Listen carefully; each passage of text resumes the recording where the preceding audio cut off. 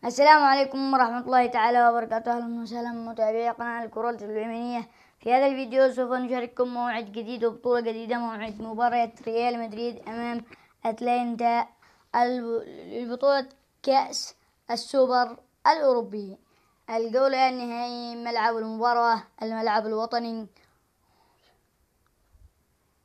أوراسو، القناة الناقلة BN سبورت 1. أولا فضلا وليس أمرا، لا تنسوا الإعجاب بالفيديو والاشتراك في القناة وتفعيل زر الجرس ليصلكم كل جديد. والآن يبنى نذهب في التفاصيل. أولا القناة الناقلة، القناة الأولى BN سبورت 1، المعلق عليها عاصم الشولي. وقت المباراة الساعة 10 مساء.